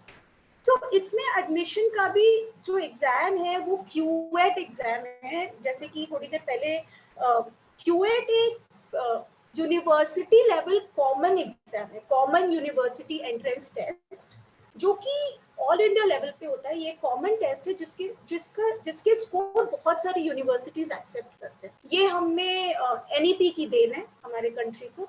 तो इसके थ्रू एक कॉमन टेस्ट होने लग गया, जिससे बहुत सारी यूनिवर्सिटीज को फायदा, बहुत सारी यूनिवर्सिटीज उसके थ्रू एडमिशन लेती है। तो ये हो गई हमारी PCM और PCB की बात, ठीक है। अब मैं आती हूँ कॉमर्स पे। अब अगर फिर से बोल रही हूँ, बच्चे को इंटरेस्ट है तो उसने कॉमर्स लिया। अभी कॉमर्स जिस बच्चे ने लिया उसके पास क्या क्या ऑप्शन है, वो CA कर सकता है, CS कर सकता है, FRM कर सकता है, फाइनेंशियल एनालिस्ट बन सकता है, bachelor of tours and tourism कर सकता है, मास कम्युनिकेशन जर्नलिज्म कर सकता है। इतने ऑप्शंस मैंने बोल दिए, लेकिन जैसे कि मैंने बोला अनगिनत करियर ऑप्शंस हैं हमारे पास। डेटा इंटरनेट अवेलेबल है, काउंसलर्स अवेलेबल है, खुद से बच्चा रिसर्च करे उस फील्ड में क्या क्या ऑप्शंस हैं, तो बहुत ऑप्शंस मिलेंगे। और आजकल बहुत ही डायनामिक हो गया है, हर कॉलेज बहुत तरह के कोर्सेज देते हैं, आप जो पढ़ना चाहते हो एग्जैक्टली वो मिलता है। तो जैसे हमारे आजकल कॉफी शॉप्स बहुत डायनामिक हो गए, बहुत तरह की कॉफीज मिलती है, वैसे ही आजकल कॉलेजेस भी बहुत डायनामिक हो गए, बहुत तरह के कोर्सेज मिलते हैं। बस अवेयरनेस की और जरूरत है, सो दैट वो चूज कर सकें। तो ये बात होगी। अब अगेन कॉमर्स के एग्जाम की अगर मैं बात करूं, तो जो यूनिवर्सिटी और कॉलेज लेवल एग्जाम्स होते हैं QET द्वारा होते हैं, QET एग्जाम चाहिए होता है, बट CS का अलग रास्ता है। वो सब रिसर्च करके बच्चे को पता चल जाएगा, और अगर नहीं रिसर्च कर पा रहा है तो आप करियर काउंसलर्स को रीच आउट कर सकते हैं। अब मैं आती हूँ सबसे ज्यादा carry field, I would say, कि बैचलर ऑफ आर्ट्स की तरफ, जो कि पहले के टाइम पे नहीं लिया जाता था, बट मुझे लगता है आज के टाइम पे बैचलर ऑफ आर्ट्स के अंदर सबसे ज्यादा इनोवेटिव कोर्सेज है। अगर आपने आर्ट्स लिया है, अगर बच्चे ने आर्ट्स लिया है, तो उसके पास क्या क्या ऑप्शन। एक तो आर्ट्स लेने का मतलब फिर से यही हुआ कि आर्ट्स के कुछ सब्जेक्ट्स हैं जिसमें उसको बहुत इंटरेस्ट है, जैसे कि साइकोलॉजी या सोशियोलॉजी या पॉलिटिकल साइंस, ऐसे सब्जेक्ट में बच्चे को इंटरेस्ट है, इसलिए उसने लिया है। अब उस सब्जेक्ट के बेसिस पे वो अगर रिसर्च करे तो उसको डेफिनेटली बहुत सारे इंटरेस्टिंग कोर्सेज, और कोर्सेज के बाद करियर ऑप्शंस का रास्ता मिल ही जाएगा। तो फिर से इंटरेस्ट के रास्ते ही जाना चाहिए। लेकिन अगर मैं करियर ऑप्शंस की बात बताऊं आर्ट्स के साथ, तो आर्ट्स में जो फाइन आर्ट्स मैंने थोड़ी देर पहले बताया वो तो है ही, उसके अलावा डिजाइन आज के टाइम में बहुत ही अच्छी अपकमिंग फील्ड है। जब हम डिजाइन की बात करें तो डिजाइन सिर्फ फैशन डिजाइन या इंटीरियर डिजाइन नहीं होता, डिजाइन के अंदर और भी बहुत तरह के डिजाइन होते हैं, जैसे UI design, UX design, gaming design. Arts के अंदर ही एनिमेशन का कोर्स है, गेमिंग का कोर्स है, होटल मैनेजमेंट का कोर्स है, हमारी हॉस्पिटैलिटी इंडस्ट्री इतनी बढ़ रही है, उससे रिलेटेड कोर्सेज हैं। तो बेसिकली बहुत कोर्सेज हैं। अभी इन सब स्ट्रीम्स के थ्रू मैंने जितने कोर्सेज कवर किए, उसके अलावा हमारे पास लॉ है, उसके अलावा एक्चुरियल साइंस है, जो कि आज के टाइम पे बहुत ही नया या चल रहा है, अच्छा फील्ड है। एक्चुअल साइंस के लिए मैथ्स और स्टैट्स बहुत स्ट्रांग होना चाहिए। उसके पहले आप चाहे कॉमर्स से हो या आर्ट्स से हो, आप साइंस से हो, आप दोनों से ही उसमें जा सकते हैं, बट मैथ्स और स्टैट्स स्ट्रांग होनी चाहिए। सो अगेन कमिंग बैक, मैं तो शायद लिमिटेड अभी बता पाऊंगी, लेकिन डेटा अवेलेबल है, इंफॉर्मेशन अवेलेबल है, रास्ता मैंने बताया। पहले अपना इंटरेस्ट फिगर आउट कीजिए, उसके बाद उससे रिलेटेड रिसर्च कीजिए। रिसर्च नहीं कर पा रहे हैं तो आप रीच आउट कीजिए, पेरेंट्स बच्चों को सपोर्ट कीजिए और बच्चे पूरे मन लगा के अपने सब्जेक्ट चूज कीजिए एंड उसके अकॉर्डिंगली पढ़ाई करो। वंस यू डू दैट, फिर तो you can reach the sky, there is no limits. हर बच्चा एकदम रीच आउट कर सकता है to the top most level, बस जरूरत है उसको अपने इंटरेस्ट के फील्ड में पढ़ने के लिए। That's it. तो यही मैं कंक्लूड बस मैं इसी के साथ करना चाहूंगी कि पेरेंट्स को सपोर्ट करना चाहिए। आज के टाइम पे इतने करियर ऑप्शन है, आप अपने बच्चे को सपोर्ट कीजिए उसके इंटरेस्ट के हिसाब से, और बच्चों को भी अपना इंटरेस्ट, लेकिन बच्चों को वो मेहनत और वो बहुत जरूरी है। बच्चों को मेहनत करनी ही चाहिए, अपना रिसर्च करना चाहिए, उसके अकॉर्डिंगली आगे बढ़ना चाहिए। अर्चना जी, एक प्रश्न आया है बच्चे का कि पायलट बनना है तो उसे क्या लेना चाहिए? पायलट बनने के लिए भी +2 में साइंस होना चाहिए। उसके बाद पायलट बनने के काफी सारे कोर्सेज होते हैं। बीटेक में भी एरोनॉटिक्स और एरोनॉटिकल साइंस में बीटेक भी करते हैं बच्चे और फिर भी बनते हैं, लेकिन अदरवाइज +2 में साइंस होना चाहिए। बहुत ज्यादा एजुकेशनल क्राइटेरिया नहीं है, लेकिन पायलट बनने में जो टफ क्राइटेरिया है वो है मेडिकल्स, क्योंकि उसमें जो मतलब पर्टिकुलर वेट चाहिए, पर्टिकुलर हाइट चाहिए, आई साइट के बहुत सारे रिक्वायरमेंट्स हैं, ऐसे करके बहुत सारे रिक्वायरमेंट्स होते हैं। फिर से ये बेसिक मैंने बता दिया, बाकी इंफॉर्मेशन अवेलेबल है ऑनलाइन। और क्वेश्चंस में पुष्पा लोहिया जी को क्वेश्चन के लिए दे दो। सरिता। हाँ, पुष्पा भाभी लाइन पे है। भाभी आप क्वेश्चन और भी प्रश्न तो दीजिए। पूजा जी का क्वेश्चन था कि मेडिकल साइंस और साइकोलॉजी में कौन सा सब्जेक्ट ज्यादा अच्छा रहेगा? मेडिकल साइंस और साइकोलॉजी अच्छा करियर ऑप्शन है, काफी अच्छा है आज के टाइम पे। अगर आप मेडिकल साइंस के साथ साइकोलॉजी करते हैं तो आप साइकियाट्रिस्ट बनते हैं, जिसके लिए मेडिकल डिग्री चाहिए। साइकियाट्रिस्ट और साइकोलॉजिस्ट में डिफरेंस क्या होता है कि साइकियाट्रिस्ट जो होता है वो दवाइयां लिखता है, मतलब डिप्रेशन हुआ और डिप्रेशन की दवाइयां लिखता है। साइकोलॉजिस्ट कौन होता है? वो आपके से बातें करके, आपको थेरेपी देके आपकी प्रॉब्लम सॉल्व करता है, लेकिन वो दवाइयां नहीं लिख सकता। तो ये डिफरेंस होता है। साइकोलॉजी आप आर्ट्स के थ्रू पढ़ सकते हैं, मेडिकल की जरूरत नहीं है साइकोलॉजी पढ़ने के लिए, और फिर भी आप एज अ साइकोलॉजिस्ट और इस फील्ड में आगे जा सकते हैं। लेकिन और अगर आपको साइकियाट्रिस्ट बनना है तब आप मेडिकल के साथ साइकोलॉजी करते हैं तो आप साइकियाट्रिस्ट। ये डिफरेंस है। अच्छा, ज्योति अगर इंटरेस्ट के हिसाब से देखना चाहिए। हाँ जी, ज्योति सुंदरका जी का क्वेश्चन था कि नॉन मेडिकल के अलावा कौन सा ऑप्शन जो है कि करियर के लिए ठीक रहेगा? हाँ जी, वो मैंने बताया। नॉन मेडिकल मतलब बायो लेके नॉन मेडिकल, राइट? अगर ये मैंने शुरू में बताया कि अगर बायो लिया है लेकिन मेडिकल में नहीं जाना चाहते तो बहुत सारे करियर ऑप्शन है, जैसे biotechnology, biochemistry, medical writer, research में जा सकते हैं, एकेडमिक्स में जा सकते हैं, बहुत सारे वेटरनरियन बन सकते हैं, बहुत सारे अच्छे अच्छे ऑप्शन। और एक क्वेश्चन था कि नीट की क्लास ऑनलाइन करना चाहिए या ऑफलाइन करना चाहिए?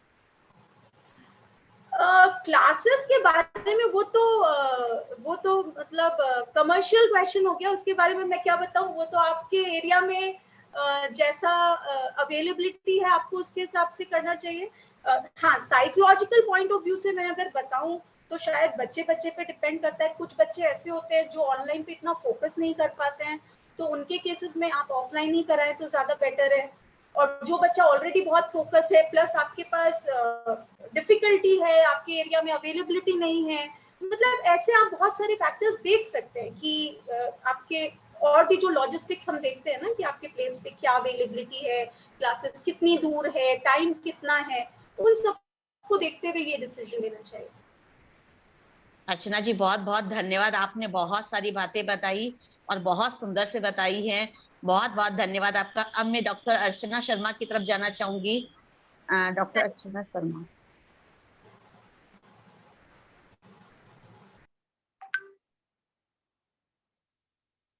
डॉक्टर अर्चना शर्मा जी, अब मैं जितने सारे प्रश्न आपके सामने आए, अब आप ये बताइए कि बच्चे कोई स्ट्रीम, बच्चों में कई सब्जेक्ट्स के प्रति रुझान आता है। नेचुरली बच्चे चाहते हैं कि बोर्ड में मेरा नंबर इसमें ज्यादा आया तो जरूर मेरा ये सब्जेक्ट अच्छा है। तो क्या उस अनुसार कोई स्ट्रीम लेनी चाहिए या कुछ और सोच के स्ट्रीम लेनी चाहिए, ताकि उसका भविष्य निश्चित रहे? कल ऐसा ना हो कि साल भर पढ़ाई करे और फिर वो परेशान हो जाए कि नहीं मैंने तो गलत सब्जेक्ट ले लिया था। तो उस सिचुएशन में आप क्या चाहती, क्या कहना चाहेंगे? सबसे पहले तो अर्चना जी को थैंक यू, उन्होंने बहुत अच्छे से समझाया सब कुछ, और एज ए पेरेंट्स मुझे भी इससे काफी क्लैरिटी मिली। और एक चीज और जिसको अर्चना जी ने भी काफी अच्छे से बताया, आशीष जी ने भी बताया कि बच्चे का इंटरेस्ट। मैं आपके सवाल पे आती हूँ, लेकिन उससे पहले ये पॉइंट मैंने ऑब्जर्व किया और ये बताना बहुत जरूरी है, क्योंकि इस चीज को मैं खुद भी झेली हूँ, ये मेरा पर्सनल एक्सपीरियंस है। क्या होता है ना कि आजकल के बच्चे बहुत अवेयर हैं और बहुत कंफ्यूज्ड भी हैं, और इतना कुछ इंफॉर्मेशन है ना कि मतलब, और बहुत जिद्दी भी है। पहले क्या था ना कि हमारे माँ बाप जो बोलते थे हम वो कर लेते थे, तो हमारे साथ ये एक गलत हो रहा था। लेकिन आजकल के बच्चे जो चाहते हैं वो माँ बाप से करवा लेते हैं, और ये कई बार गलत चला जाता है। मैं अपना एक्सपीरियंस बताती हूँ। बिल्कुल सही, 100% सही है। मेरी बेटी पिछले साल 10th की थी और उसके मार्क्स अच्छे नहीं थे, तो वो साइंस लेना चाहती थी जस्ट बिकॉज ऑफ कि उसकी फ्रेंड साइंस ले रही थी, ठीक है, या फिर उसको ये प्रूव करना था कि वो पढ़ने में अच्छी है या जो भी है, ठीक है। मैं उसको बोली तुमसे साइंस नहीं हो पाएगा, क्योंकि साइंस पढ़ने का एक अलग मतलब होता है। आप, ठीक है, मैं ये नहीं कहती कि कोई बच्चा कुछ नहीं कर सकता, लेकिन वो जज्बा आपको एज ए मदर दिख जाएगा कि आपके बच्चे में क्या कैपेबिलिटी है। तो मैंने जबरदस्ती उसको आर्ट्स दिलवाया और आज वो बहुत खुश है। उस वक्त उसने उसकी मैं सबसे बड़ी दुश्मन थी कि मम्मी ने मेरे सपने को पूरा नहीं कर रही है, मुझे स्कूल चेंज करा दो, लेकिन मुझे तो साइंस ही पढ़ना है, मुझे साइकेट्रिस्ट बनना है, ये वो। और आज वो मैंने उसके लिए एक डिसीजन लिया उसकी कैपेबिलिटी को जानते हुए, क्योंकि वो वहाँ पे एक गलत डिसीजन ले रही थी अपने इमोशनल होकर। तो यहाँ पे एक चीज, बच्चे का इंटरेस्ट आप देखिए, लेकिन ये देखिए कि बच्चा अपने इंटरेस्ट में कितना ईमानदार है, क्योंकि कई बार बच्चे ईमानदार नहीं होते हैं, वो झूठ बोलते हैं कि उनको ये चीज उनका ये चीज बहुत अच्छा है। और दूसरी बात, जैसे कि 10th में मार्क्स आए, मेरी बेटी के सारे सब्जेक्ट में 90+ मार्क्स थे, तो सारे सब्जेक्ट तो वो नहीं पढ़ सकती थी। वहां पे दो चीजें देखी जाती है कि बच्चे को पढ़ने में कौन सा सब्जेक्ट मजा आता है। ये आप उसके साथ बैठिए, उसको समझाइए कि तुम पढ़ो और तुम्हें कौन से सब्जेक्ट, कौन सा टॉपिक पढ़ने में सबसे ज्यादा मजा आ रहा है। जिसमें मजा आ रहा है वो पढ़ो। जरूरी नहीं है कि, हो सकता है कि किसी को साइंस में बहुत अच्छे मार्क्स आ जाए 10th में, क्योंकि अगर उसकी मेमोरी पावर बहुत अच्छी है, वो रट लिया, उसने बहुत अच्छे मार्क्स ले आए। लेकिन साइंस तो पूरी तरीके से कॉन्सेप्ट बेस्ड है ना, जो कि 10th में आप अच्छे मार्क्स ले आएंगे, लेकिन 12th में जब वो कॉन्सेप्ट पे जब आप आएंगे तो आप वहाँ पे फिसड्डी हो जाएंगे। तो वो थोड़ा सा देखना पड़ता है कि आपका लेवल ऑफ इंटरेस्ट किस सब्जेक्ट में सबसे बेहतरीन है, उसी हिसाब से सब्जेक्ट को चूज करना चाहिए। अब इसके लिए मैंने पिछले साल एक काम किया था, जब मेरी बेटी जिद कर रही थी कि तुम्हें नहीं, मुझे साइंस ही चाहिए, साइंस ही चाहिए, तो मैंने बोला ठीक है। जो आज मैं जितने भी पेरेंट्स जुड़े हुए हैं उनको मैं बोलती हूँ कि उनके पास 1 महीने का टाइम है, अभी बोर्ड का रिजल्ट आएगा, बच्चा बोल रहा है कि उसको साइंस चाहिए, उसको आर्ट्स चाहिए, जो भी सब्जेक्ट चाहिए, यूट्यूब पे बहुत सारे वीडियोज अवेलेबल हैं 11th के। मैंने अपनी बेटी को बोला कि तुम जाके उसमें अपनी पढ़ाई शुरू कर दो। तुम सोच लो कि तुमने ऑनलाइन स्कूल ज्वाइन कर लिया, ठीक है, और एनसीईआरटी की किताबें बहुत महंगी नहीं आती हैं, आप खरीद लो जो सब्जेक्ट वो पढ़ना चाह रहे हैं वो सब्जेक्ट, या फिर किसी से भी जो भी सीनियर होगा उससे मांग लो। अगर उसको साइंस पढ़ना है, साइंस का किताब ले आया, यूट्यूब से आप पढ़ना शुरू कर दो। उसके बाद देखो कि आपको मजा आ रहा है या नहीं। 1 महीने में आपको पता चल जाएगा कि वो सब्जेक्ट आपके लिए बना है या नहीं, या आपका इंटरेस्ट उस सब्जेक्ट में है या। अगर ये एक्सरसाइज आप करेंगे तो आजकल बहुत ईजी है ये पता करना, तो आराम से आप अपनी 1 महीने में आप अपनी पसंद के सब्जेक्ट पे पहुंच पाएंगे। क्योंकि 10th में इजी नहीं होता है कि अपने इंटरेस्ट को जानना, या फिर अपनी पसंद बिल्कुल 100% श्योर होना कि हाँ मुझे यही करना है, क्योंकि उस समय तक काफी कंफ्यूजन होता है, एक अलग ही दुनिया, एक अलग ही जोन में बच्चा होता है। और माँ बाप जो है वो बच्चे की जिद के आगे कई बार झुक जाते हैं, और उनको लगता है कि उनका बच्चा जो बोल रहा है वो सही है। तो ये एक तरीका है कि आप ठीक है, मार्क्स अपनी जगह है, आप अपनी पसंद का एक सब्जेक्ट को चूज कर सकते हैं, क्योंकि उसकी पढ़ाई आज से शुरू कर दीजिए, क्योंकि 1 महीने का टाइम तो है अभी। नेक्स्ट जो भी क्लासेस शुरू होगा वो मेरे ख्याल से जून जुलाई से स्टार्ट होगा नेक्स्ट क्लासेस। तो मार्क्स को आप कभी भी बेस मत बनाइए कि आपका मैथ अगर मार्क्स अच्छे हैं तो फिर आपकी सब्जेक्ट उस पर बिल्कुल पकड़ है, ये जरूरी है। क्योंकि मुझे लाइफ में मुझे हमेशा मतलब हिस्ट्री में बहुत ही कम नंबर आया, और हिस्ट्री मेरा पसंदीदा सब्जेक्ट, और मुझे मजा आता है हिस्ट्री पढ़ने में।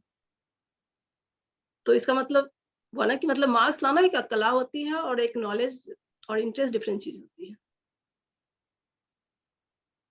बहुत बहुत धन्यवाद अर्चना जी, आपने इतनी क्लियरिटी से इस चीज को क्लियर किया है कि सबके समझ में बहुत अच्छे से आ गया, और मैं भी बहुत कुछ नई नई चीजें सीखी हूँ। तो आज का प्रोग्राम अब खत्म करने की टाइम आ चुकी है, 4:19 हो गई है। तो मैं धन्यवाद ज्ञापन के लिए निसी प्रांतीय सचिव निसी भाभी को मैं, सरिता जी जी अपने साथ उपाध्यक्ष संध्या जी साथ मौजूद है, अपन उनके आशीर्वचन लेने पहले। हाँ बिल्कुल बिल्कुल बिल्कुल भाभी, श्योर। हाँ आओ संध्या जी को ले लीजिए आप स्पॉटलाइट पे, मैं तो स्पीकर दे रही हूँ। ओके, अच्छा मैं ले लेती हूँ। फरमानिया भी थी, अभी तो वो शायद दिख नहीं रही। संध्या भाभी किस नाम से है? हाँ संध्या अग्रवाल जी। यस मैं भी कर रही थी। हाँ संध्या अग्रवाल, यस। हाँ ओके।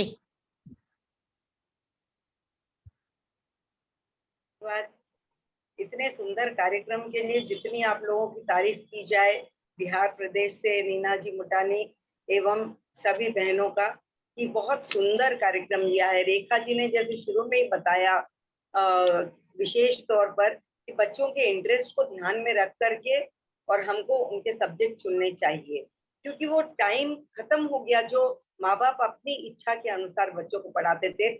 और हमारे जो गाइड थे अर्चना जी जैन, अर्चना जी शर्मा, तो माइंड ब्लोइंग तरीके से उन लोगों ने बताया कि किस तरह से हमको परस्यू करना चाहिए। बच्चों को काफी अच्छी गाइडेंस मिली है। इस तरह के कार्यक्रम अगर होते हैं तो बच्चों के लिए बहुत यूजफुल होते हैं। बहनों, संख्या पर न जाएं कि कितने लोग वेबिनार में उपस्थित थे। अगर 4 लोग भी पूरी तरह से इसके उपकार पा जाएंगे तो हमारा इतना बड़ा कार्य जो है सार्थक होगा। और जैसे मैंने अपनी पोती को बिठाया साथ में, तो स्टैंडर्ड 12 में अभी गई हुई है, तो मैंने कहा कि देखो तुम सुनो, जरूरी नहीं है कि तुम अभी चुन रही हो, लेकिन कितनी अच्छी गाइडेंस, क्योंकि अर्चना जी जैन, अर्चना जी शर्मा ने अपने अनुभव को इतना निचोड़ करके और हमसे शेयर किया है। तो पुनः आप सबको बहुत बहुत आभार एवं बहुत बहुत अभिनंदन, इतना सुंदर कार्यक्रम मिलाया। धन्यवाद भाभी, आप इतना सुंदर आई, इतना सुंदर तरीके से आपने बताया और सबको आशीर्वचन दिया। बहुत बहुत धन्यवाद भाभी, बहुत बहुत धन्यवाद। सुशीला जी हाँ लीजिए। सुशीला जी जुड़ी तो थी साथ में अपने? जुड़ी है क्या? देख रही हूँ मैं, अभी तो नहीं है, अभी तो नहीं है। निकल गई होंगी किसी कारण से। हाँ नहीं